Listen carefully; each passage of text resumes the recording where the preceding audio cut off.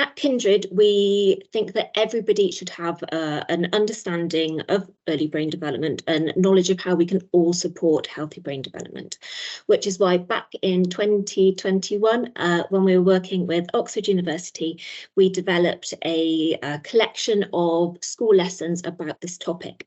They focus on the importance of brain development and the role caregivers can play in shaping healthy brain development. So this is known as the SEEN programme. And currently we've reached around 20,000 students in the UK, and we continue to kind of grow, and schools continue to pick up the lessons. And I'm going to talk a little bit more about that at the end. So firstly, I'm going to discuss how do brains develop. So the development of our nervous system, so that's our brain, our spinal cord and our nerves, begins at about 3 weeks. So I guess just before here. By 11 weeks, so at some point kind of between this point, the basic structure of the brain is already in place. Then when we get to birth, so this 9-month mark, the brain, as you can see, is structurally similar to that of a fully developed brain, however, only weighs 25% of that of an adult's brain. Within 2 years, so by the time the child's 2, it has reached 80% of the size of an adult. So we see a massive amount of growth in this period. And then by 5 or 6, it's about 90 to 95% of that of an adult. So when we think of brain development, we could think about the story of the 3 little pigs. Obviously, that story focuses on bricks being better than sticks or straw. However, we know that the real difference is in the foundations. A brick house is built on strong foundations, giving it its strength. In the same way, brains are built from the bottom up. The basic circuits are built in utero and in the first few years of a baby's life, and they form the foundations on which other circuits are built on later in life. The stronger the foundations, the better set up an individual is to succeed in terms of their physical, mental health, learning and earning potential. So the structure and the makeup of those foundations and the circuits, its strength, is determined by a combination of our genes and experiences. So experiences in the early years are primarily determined by our caregivers, usually our parents, but there are many other people that help influence those experiences, whether that's grandparents, people working in childcare. And this is why we believe in a universal education around health, or how to grow healthy brains. So all around brain development, really.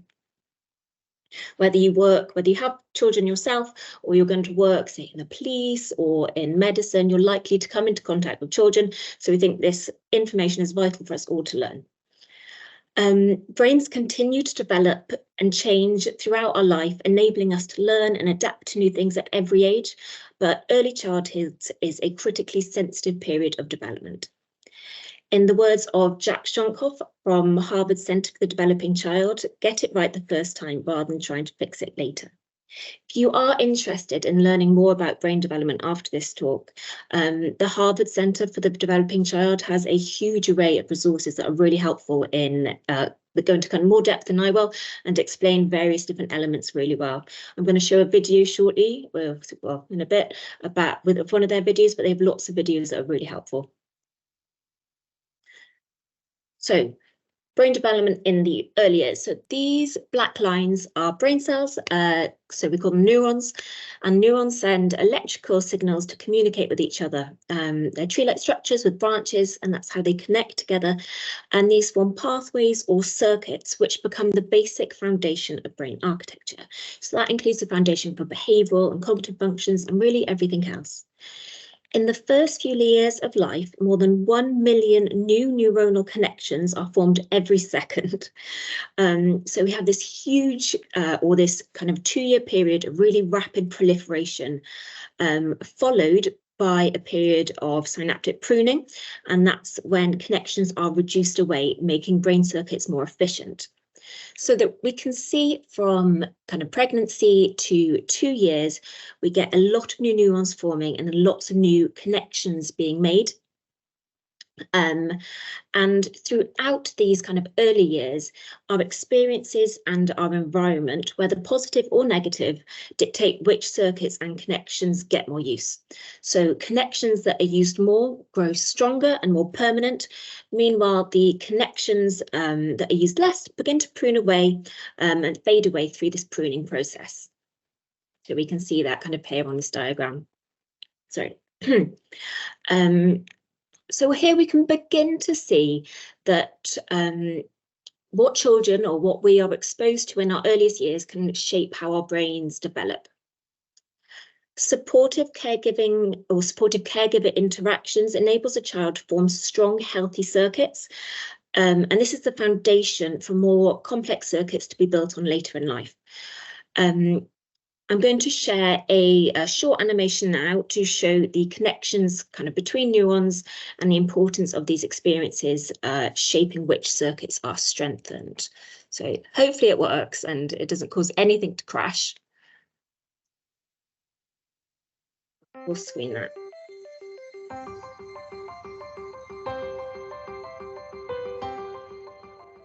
I'm just attempting to full screen so you can better see.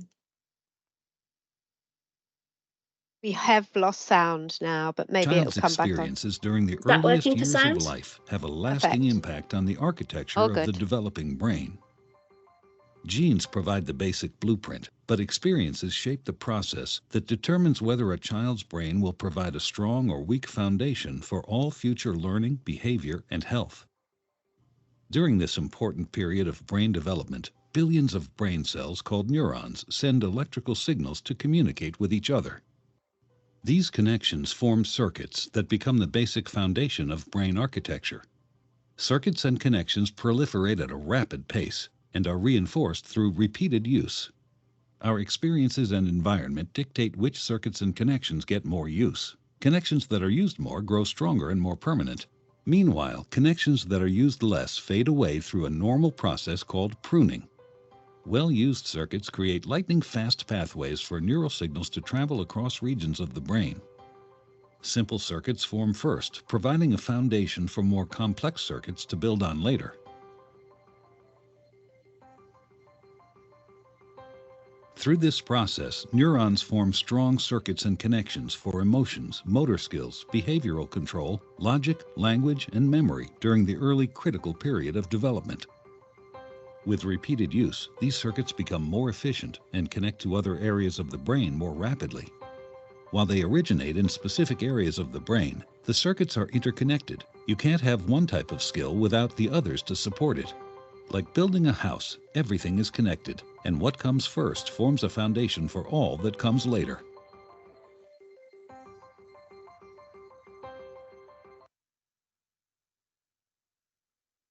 So,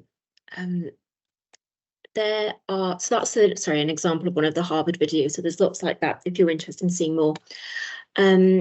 So safe, stable, nurturing relationships and environments provide the context for healthy brain development, where children have lots of opportunities to learn and explore. I'm going to share a few different things here. And here we're exploring what we can do to support healthy brain development. And this is something that we talk about in our lessons. So one really important thing is, this is things we all know, but being attentive and present, being there, reading with your children, engaging activities is a great way of supporting early brain development. Serve and return interactions are a bit like a tennis match between the caregiver and the child, but instead of a ball passing between the two, it's various different forms of communication, whether that's eye contact, singing, chatty noises, hand games, whatever it could be. It's that caregiver responding to the child when they squirm, they make a noise, they smile. It's having that reciprocal interaction. And repetition of these activities throughout the early years are kind of the building blocks, the bricks for healthy development. We have playful learning. We know that play isn't just about fun, but supports development and learning. Joining in with play, showing interest in make-believe games, labeling things can help as you're showing attention, you're developing vocabulary. Things like peekaboo kind of can build an understanding of taking turns, focus, concentration. And then finally, we've got baby talk. And baby talk is so much more than just a silly and a cute way of talking to babies. With baby talk, we use our normal language. So we use the same words often, but make it much simpler. We repeat the words, we speak slower, and we kind of use a sing-song voice. And we really exaggerate our facial expressions. We have big smiley faces, open eyes, open mouths. And so babies are really kind of both hearing and seeing baby talk. Immersing babies in speech is especially important for improving their own language abilities. And baby talk kind of acts as a spotlight. They have so many sounds around them, but baby talk kind of they know it's kind of their time to start listening and paying attention, because it's easier for babies to kind of hear. With that exaggerated pitch, and the kind of melodic patterns and positive emotions help kind of capture the baby's attention more than adults speak. So I'm going to now briefly talk about ACEs. I would like to say that this is not something we ever talk about in our lessons. We just wanted to cover it here because I know there's been some talk about it in the TA forum and people have shown interest. And we know that not all children have a lot of the experiences I've just mentioned, and many face substantial challenges. So what are ACEs? ACEs stand for Adverse Childhood Experience. The Children's and Adolescents Mental Health Charity Young Minds describes ACEs as highly stressful and potentially traumatic events or situations that occur during childhood and/or adolescence. They can be a single event or prolonged threats to and breaches of the young person's safety, security, trust, or bodily integrity. These experiences can include things like physical and emotional abuse, neglect, caregiver mental illness, and household violence. Almost half of the population experience at least one ACE growing up, so they're fairly common. But the more ACEs a child experiences, the more likely they are to suffer from things such as heart disease, poor educational achievement, and substance abuse later in life. So there are many ways in which it impacts a person, and we're going to explore that a little bit more later. Kind of percentages that how common ACEs are vary. So on here you can see there's 9% of the population have 4 or more ACEs. A Welsh study from 2016 that found that it's about 14% experiencing 4 or more. But experiencing many ACEs, as well as things such as racism, poverty, especially and kind of crucially, without a supportive adult relationship, can cause what's known as toxic stress. So learning how to cope with adversity is an important part of kind of healthy child development, and it's helping children learn how to react to future challenges. When we are threatened, our bodies prepare us to respond by kind of slightly increasing our heart rate and blood pressure and kind of mild elevations in our stress hormones such as cortisol. So when a young child's stress responses are activated within an environment with a supportive relationship with adults, these physiological effects are kind of buffered and brought back down to baseline. The result is the development of a healthy stress response system. However, if the stress response system is extreme and long lasting, and there aren't any buffering relationships there, this can result in kind of a damage and weakened systems and impact brain architecture, potentially leading to these lifelong repercussions. So the experience of a parent responding to a child kind of supports that child to form a secure attachment, and they can learn that they are important, that they're loved, and that they can trust adults to respond to their needs.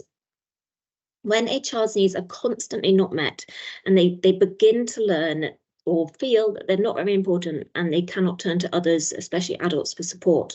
When this is consistently happening, the pathways in their brain are kind of being laid down, and the child learns that the world is an unsafe environment and that nobody's there to help.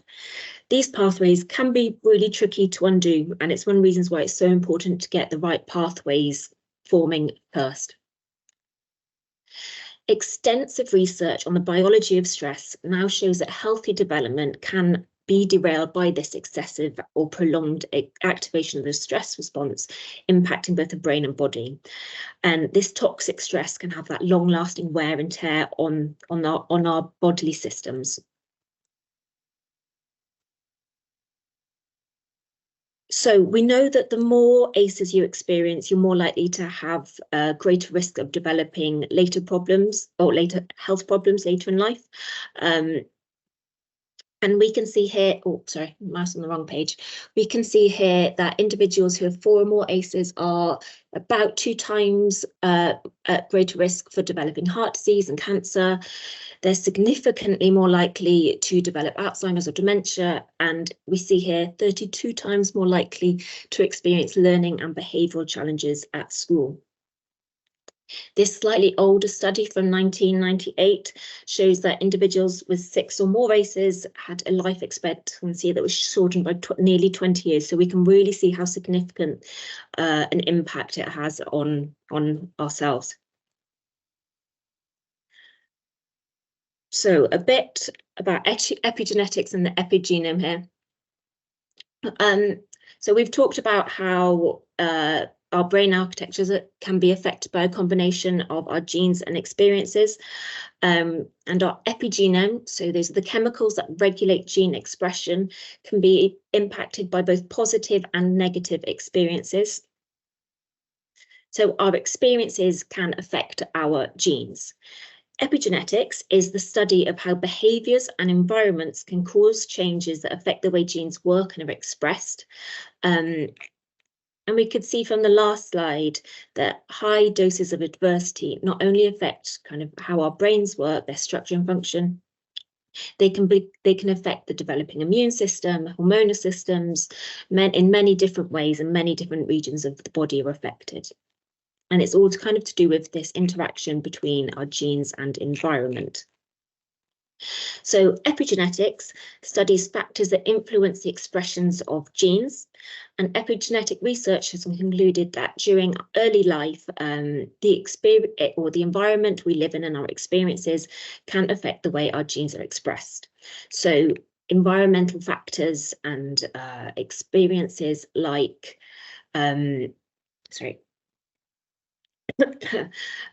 feeling safe and supported, being loved, can alter how our genes switch on and off, or simply how they work. So we can see here that we've got positive experiences shaping our epigenome, but also negative experiences. And these don't have to just be stressful life circumstances. They can be things like chemicals or drug exposure, either in utero or afterwards.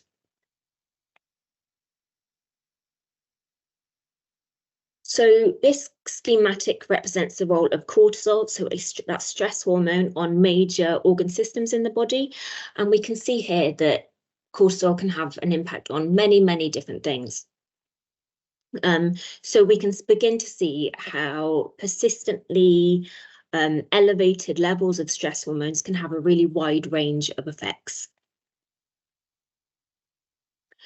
So here is a protection wheel, and this is from the Young Minds charity. It's on their website.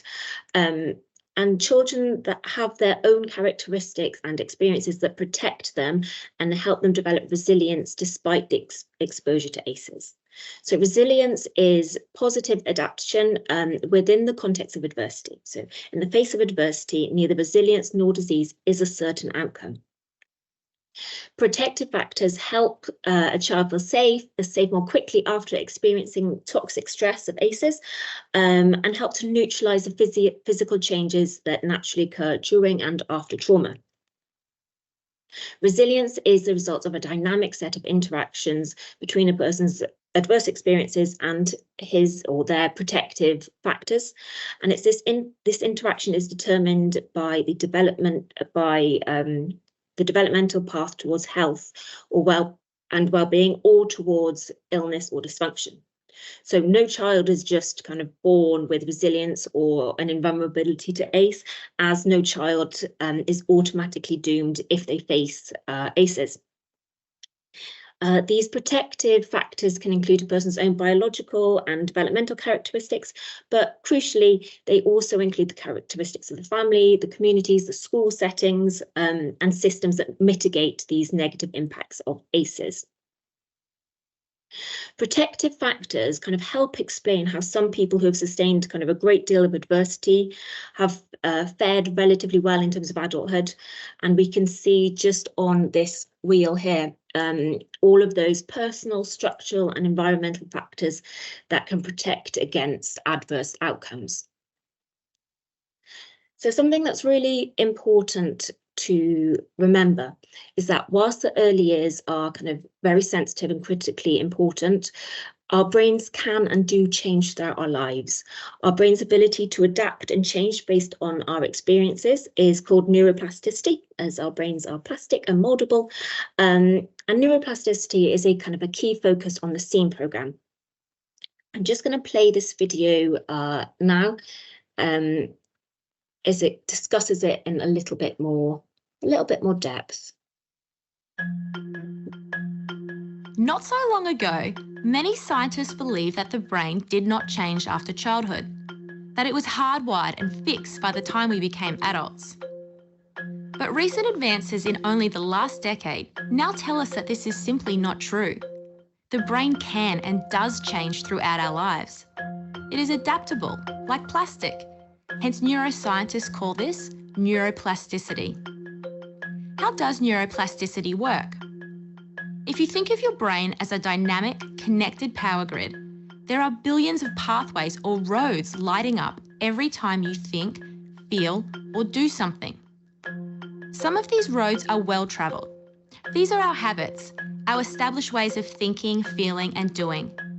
Every time we think in a certain way, practice a particular task, or feel a specific emotion, we strengthen this road. It becomes easier for our brains to travel this pathway. Say we think about something differently, learn a new task, or choose a different emotion. We start carving out a new road. If we keep travelling that road, our brains begin to use this pathway more, and this new way of thinking, feeling, or doing becomes second nature. The old pathway gets used less and weakens. This process of rewiring your brain by forming new connections and weakening old ones is neuroplasticity in action. The good news is that we all have the ability to learn and change by rewiring our brains. If you have ever changed a bad habit or thought about something differently, you have carved a new pathway in your brain and experienced neuroplasticity firsthand. With repeated and directed attention towards your desired change, you can rewire your brain.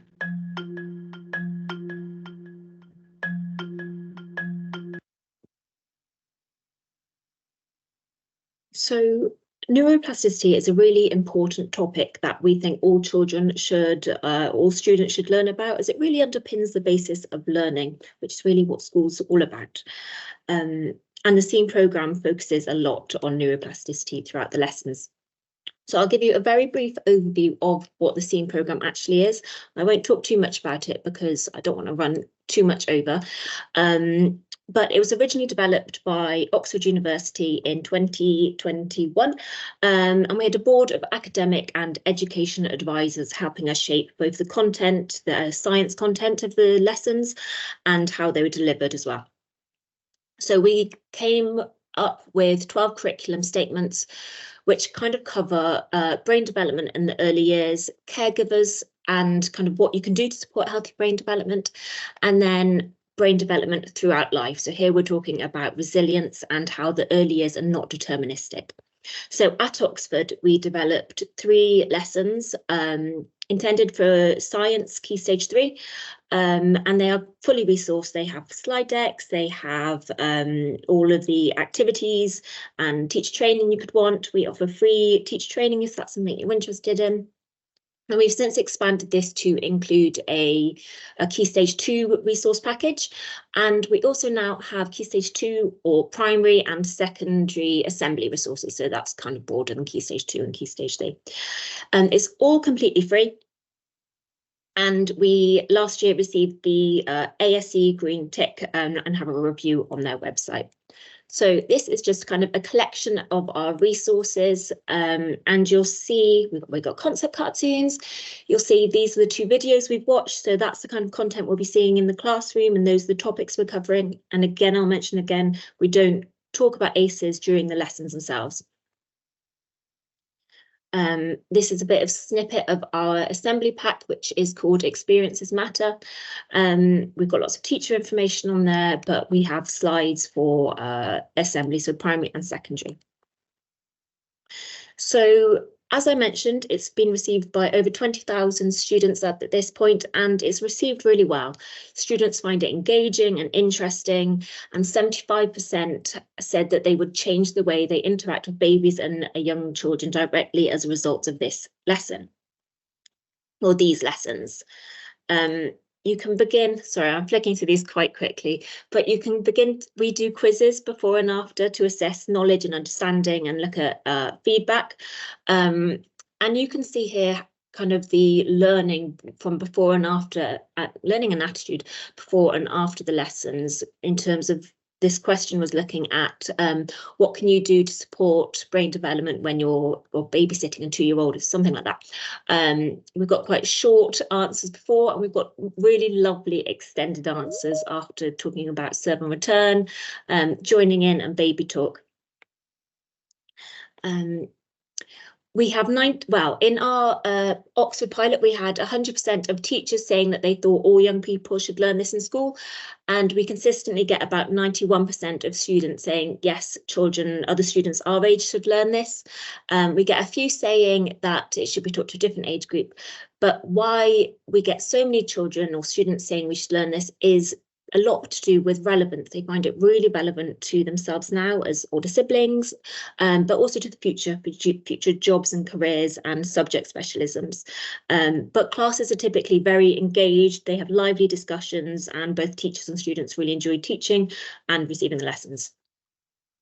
So the next one's a video. I won't play that as we're running out of time. These are a few reasons why we think we should teach the SEEN lessons, and we have a blog on this on our website if you're interested.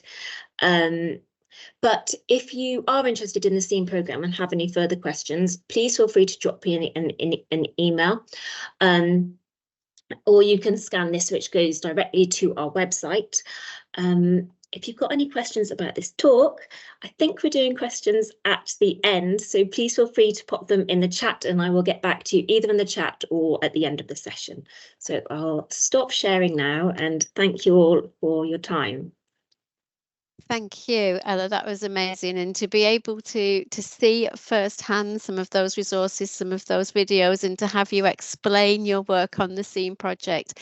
And yes, we're going to do questions at the end, but I think what's really, really interesting is that the neuroplasticity, very interesting, and also doing something like this at Key Stage 3. So with our sort of younger students, will really help towards a broad and balanced curriculum, a balance of pastoral and what we might want to call traditional academic subject areas. And that is going to make so much more difference to being in control of things, or feeling that they can gain control. So that was fantastic. Thank you very much. So lots of thoughts are coming in in the chat, and we'll pick those up at the end. Thank you very, very much for your inspiration. And we're carrying on with that journey of inspiration. So it's a great pleasure to be able, I'm looking at my notes, I don't want to get this title wrong, to welcome you all to the Deputy Director for Families at Campaign for Learning, Miranda Baxter. And we are desperate to hear more about what you do at Campaign for Learning. Over to you, Miranda. Thank you. Just unmute there.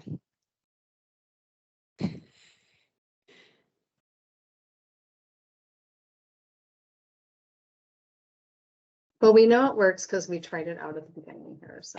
We can hear you. We can hear you. Bear Perfect. with me a second. No worries at all. My presentation again, and I will share that with you.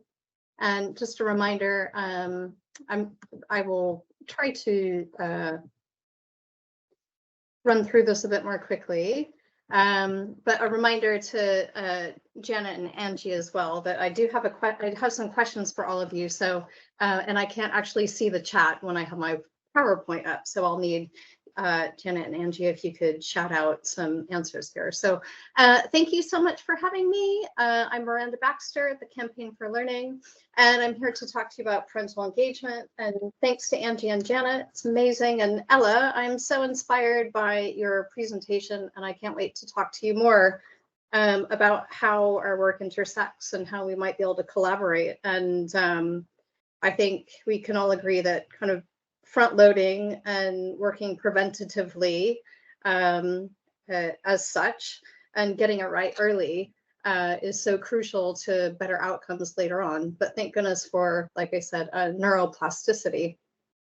So I'm going to give you a quick overview of the Campaign for Learning to give you some context about why parental engagement is essential to successful family learning.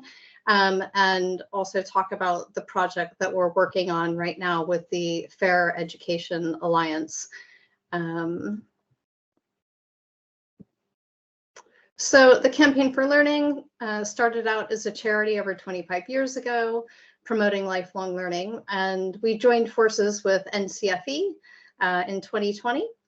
And we're dedicated to enabling social change by empowering people through lifelong learning. So when you're a baby to later in life, learning is active learning is essential to ensuring we're happier, healthier, longer living, and wealthier, and it benefits everybody. And I think, as Ella has demonstrated as well, it helps us to adapt and build resilience and solve the challenges that we face. And we focus on 3 different areas at Campaign for Learning, and the one in the middle here is learning at work. We run a Learning at Work Week campaign, which is an annual event to build learning cultures at work. So I encourage you to check out the Campaign for Learning website to see how you might get involved, get your employers involved, or get involved as employees to really spotlight the importance and benefits of continuing to learn, even in the workplace. So, and then we also focus on policy, presenting relevant viewpoints and reports from the sector, from sector leaders, and seeking to influence policymakers through these dialogues. And lastly, family learning. And family learning is any learning that includes a child or a young person and another generation of their family. And as we know, families come in all shapes and sizes, and if they create a strong learning culture, they're really setting everyone up for better life outcomes. So, and one of the ways that you can find out more and get involved is through the National Center for Family Learning, which is a virtual space. It's an association, it's free. It's a free association for professionals who work with families in any learning context to share best practice, take part in events, inspire the families they're working with directly to learn. It'll be celebrating its first year at the end of March this year. We launched last year at the House of Lords, and we already have 1,200 members working with over 240,000 families directly. We have a resource bank, which Ella, I'd love to talk to you about maybe how we can insert your work into our resource bank somehow. Events and opportunities to network. So check it out. I'll share some things at the end that you might want to get involved with as well. So this brings me to our current initiative on parental engagement. And the Campaign for Learning was successful in winning a Fair Education Alliance Innovation Award in spring 23. And I'm on secondment leading this parental engagement pilot, which at this stage is about consulting family adults. The Fair Education Alliance tackles education inequality through partnerships. They have over 250 partners, of which Campaign for Learning is one. Others you may have heard of include Magic Breakfast or the ARC Academy. And our project focuses on parental engagement. So why focus on it? We want to raise children's learning outcomes by raising parents' awareness about their vital importance to their children's learning. And the attainment gap is particularly acute in families from lower socioeconomic backgrounds, So we're developing a campaign to boost parental motivation to engage in their children's learning, which is key to closing those attainment gaps. Equally, successful family learning is only possible with successful parental engagement. So to boost the success of all family learning, we're pushing a message about the importance of parental engagement. And our initiative, it starts with parents. And I want to clarify, I use the term parents. We here at Campaign for Learning in this initiative use parents to mean all the family adults that have caring responsibilities for children.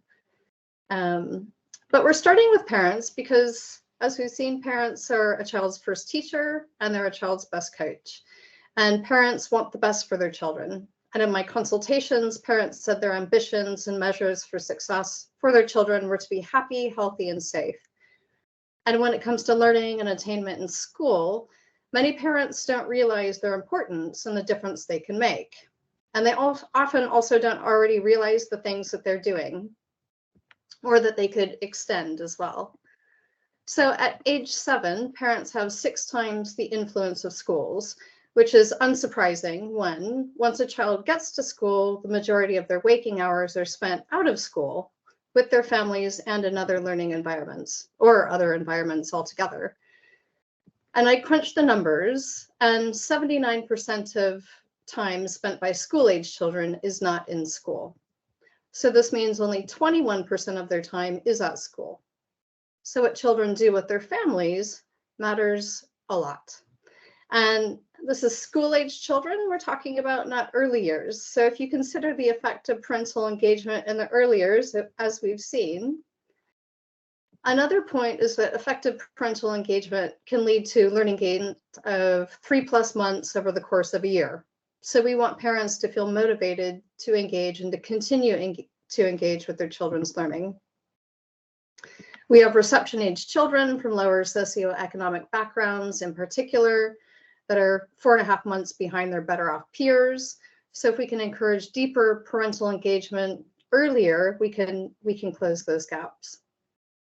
And we want all parents to know how much they matter to their child's learning and feel motivated and confident to engage, to create a learning culture within the family which empowers and enables children and adults to succeed. And I want to point out too that I've been talking a lot about how people feel, because our feelings drive our behaviors and actions, which therefore drive results. So changing how people think and feel is really crucial. And we've seen we can do that because our brains are neuroplastic. So parents are only going to get involved to the extent that they feel their contributions will make a difference. So it's important to tackle this from a feelings, values, and motivations perspective, because there's also a disparity in how parents and others within the broader community value parental contributions. And the reality is that most parents feel they have the skills to support their children's learning, but might not know what they're doing, or might not know how they can extend what they're doing already. So we want to shift mindsets to an assets-based perspective, but also offer some practical support. And quite often what parents hear is that, what they don't hear, pardon me, is that they are enough and that they can do it.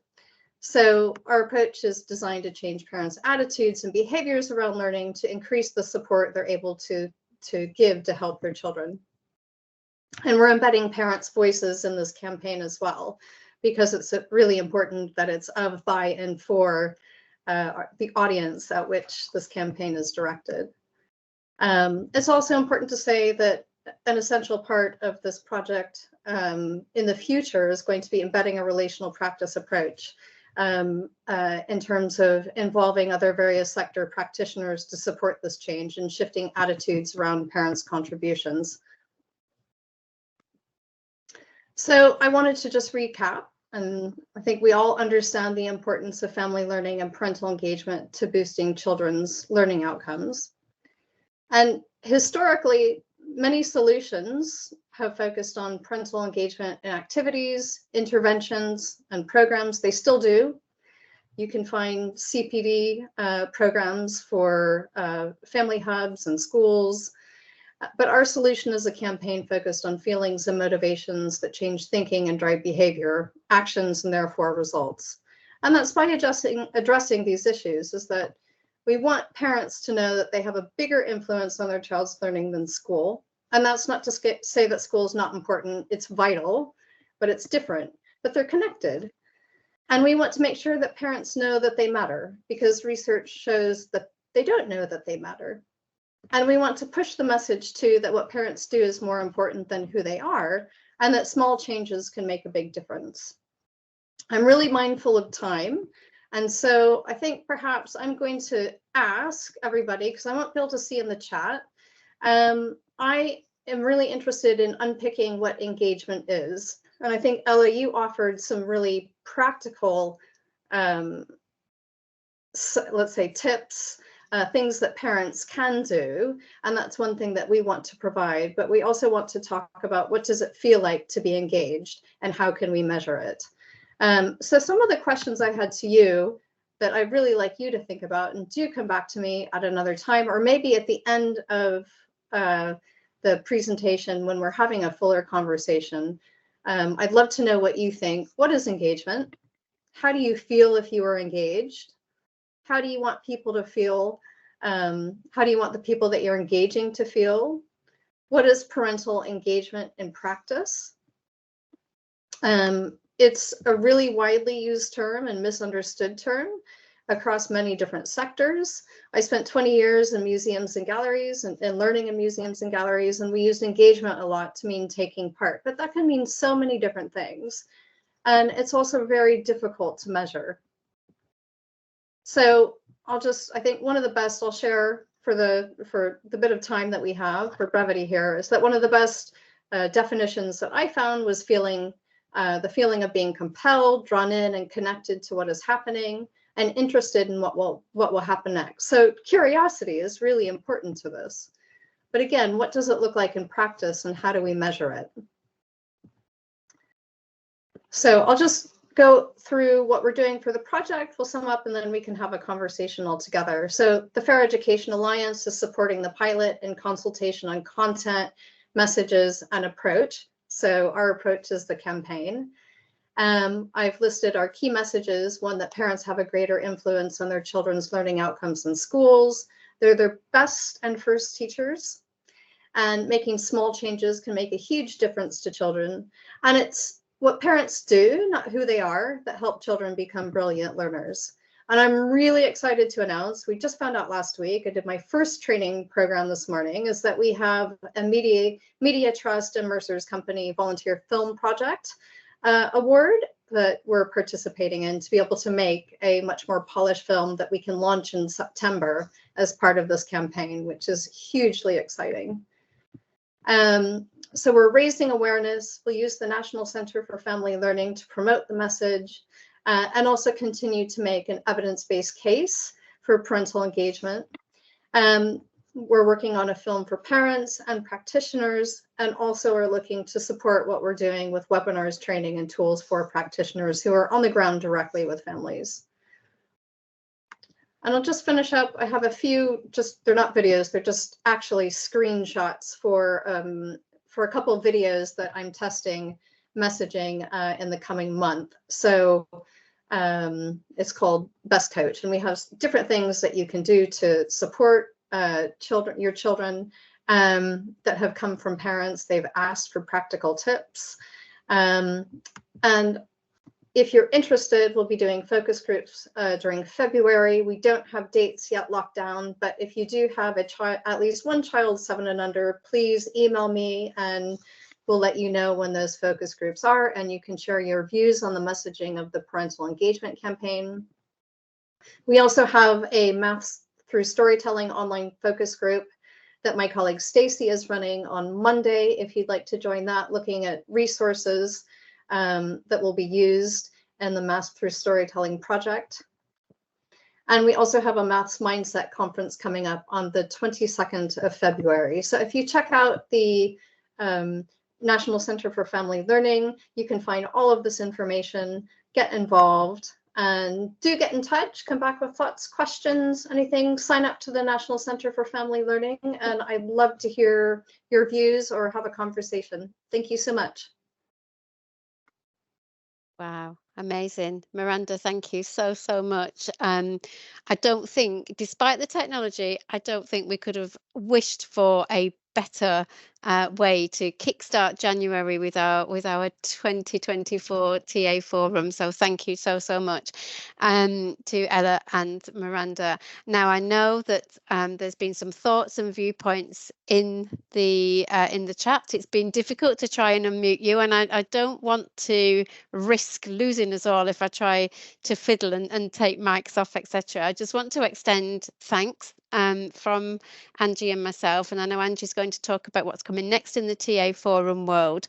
But there's been some thoughts around the ACEs, Ella, and the neuroplasticity and technology and the role it might play in altering, not necessarily increasing ACEs, but who knows, because we're all with a different blueprint, we're all coming from a different starting point, but also the evolution of the blueprint in the first place with the impact of technology. Very interesting comments that were going on in the chat there. And also, Miranda, what you said about the importance, do parents value or feel valued in terms of what they do, and your reference back to the Janet Goodall report there, very, very interesting. And it almost, to me, makes me think that we could kind of combine these things in terms of that broad and balanced curriculum, and instead of trying to break a cycle that's already got different priorities because we're now parents, we should go the other side maybe. And I can see how the SEAM project and the family learning takes that cycle and just says, hang on a minute, we need to start right here rather than here, when our priorities are different, and try as you might, it's going to be a very difficult nut to crack.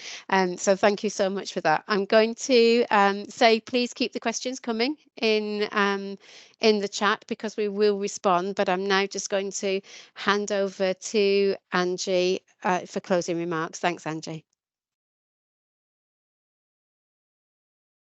Oh, we've all done it now. You're on mute also. You can tell it's that time in the evening, can't you? It's a hat trick. It's a hat trick. An absolute massive thank you to you both.